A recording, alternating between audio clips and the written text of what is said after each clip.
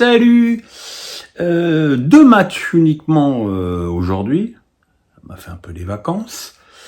Et pour rien vous cacher, probablement le meilleur match depuis le début de la compétition entre la Turquie et la Géorgie.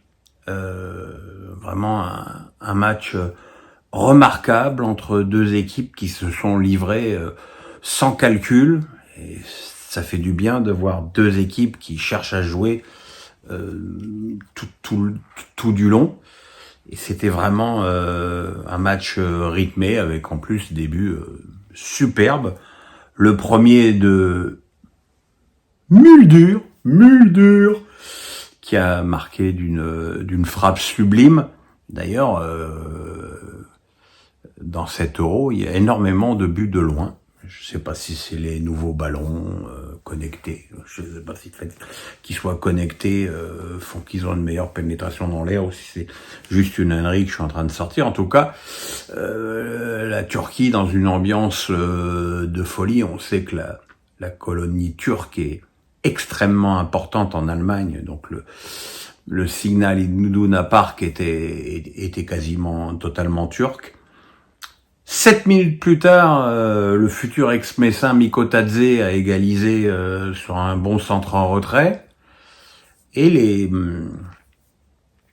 Géorgiens qui évidemment sont leur première participation à l'Euro, étaient vraiment pas ridicules. Et le match était tout emballant. Et à la 65e minute, il a fallu cette frappe enroulée absolument sublime du Madrilène Güler. Arda Güler pour redonner l'avantage aux Turcs avant que Koglu, prenez les voyelles, les consoles, vous les mettez comme vous voulez, ne marque à la 98e minute, un but qui compte puisque ça fait 3-1, mais un but qui alors que le gardien géorgien était monté sur les corner. Dans le même groupe, ce soir, le Portugal jouait contre la République tchèque de mon grand ami Ivan Asek. Ça fait plaisir de retrouver l'ancien Strasbourgeois à ce poste de sélectionneur. Et franchement, sur le papier, l'équipe du Portugal, elle est terrifiante, quoi. Terrifiante. Et on a pu voir que finalement, entre sur le papier et sur le terrain, des fois, il y a une animation à trouver et que je suis pas certain que, malgré la victoire en toute fin de match, Martinez a été super content de l'animation de cette équipe parce que quand t'alignes un milieu de terrain où t'as Bernardo Silva, Vitinha et Bruno Fernandes, ça fait un peu le gang des tricoteurs, et quand tu joues contre une équipe en plus qui a bâti un mur devant toi, bah tu tâtonnes, tu enchaînes les passes sans intérêt. On avait un peu l'impression de voir jouer l'équipe d'Espagne ou le PSG Luis Enrique par moment.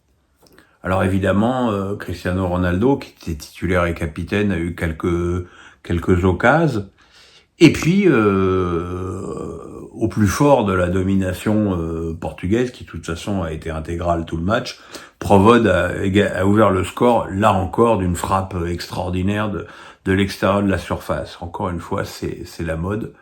J'espère que ça donnera quelques idées aux joueurs de l'équipe de France. 7 minutes plus tard, c'est Arnac, qui n'en est pas une, qui a égalisé contre son camp sur une remise de la tête de Nuno Mendes. Alors, Nuno Mendes qui a joué stopper gauche. Pas certain que ce soit là encore une fois là qui trouve sa meilleure expression, mais enfin bon, pourquoi pas. Ensuite, il y a eu un but de Jota qui a été refusé pour un hors-jeu de 10 cm de Ronaldo. Ça me fait penser à toujours notre ami Mourinho, qui est jamais avare d'une vacherie sur Wenger, qui a dit tout le mal qu'il pensait de la nouvelle règle du hors-jeu qu'Arsène voudrait mettre en place. C'est-à-dire qu'il faudrait que l'intégralité du corps ne soit pas couverte pour que le joueur soit hors-jeu. Bah là, peut-être que comme c'est un but du Portugal, ça leur aurait peut-être fait changer d'avis. Le but refusé, et à la 92e minute, c'est Conceição, un jeune, 3e sélection, qui a profité d'un mauvais dégagement d'un défenseur pour donner la victoire au Portugal. Alors la victoire, évidemment, elle est méritée sur l'ensemble du match et la domination, mais il va falloir que les Portugais trouvent d'autres solutions, une autre animation. Alors effectivement, Rafael Leao ne sera pas à chaque match aussi catastrophique qu'il a été ce soir, mais voilà, c'est pas encore totalement ça, même si l'essentiel, un peu comme l'équipe de France, a été atteint avec les 3 points. L'équipe de France, justement, qui a été animée par le pif de Kylian Mbappé, dont le forfait est acté pour le match contre les Pays-Bas, et on verra s'il y a besoin qu'il soit là en cas de mauvais résultat. Donc on verra s'il y a besoin qu'il soit là pour le 3e match contre la Pologne avec un masque. C'est sûr que même si le Kylian Mbappé actuel est loin de sa meilleure forme, il faut voir le match contre l'Autriche, hein, les 2 plus belles occasions, c'est lui. Le but, il vient d'une action à lui où il fait un débordement. Donc voilà, je sais pas, enfin je ne pense pas que ce soit avec Dembélé et avec Thuram que l'équipe de France puisse. Alors on va peut-être se retrouver avec une ligne d'attaque totalement reconstruite, avec peut-être Coman, Barcola et Giroud, à moins que Deschamps ne décide de mettre un milieu de plus contre les Pays-Bas. Voilà, ce sera le débat qui nous animera dans les prochains jours. Voilà mes petits amis, merci pour la belle audience des notes et de mon analyse. Double pouce, on innove, on est des foufous, on est fifous. Double pouce, on s'abonne, à demain.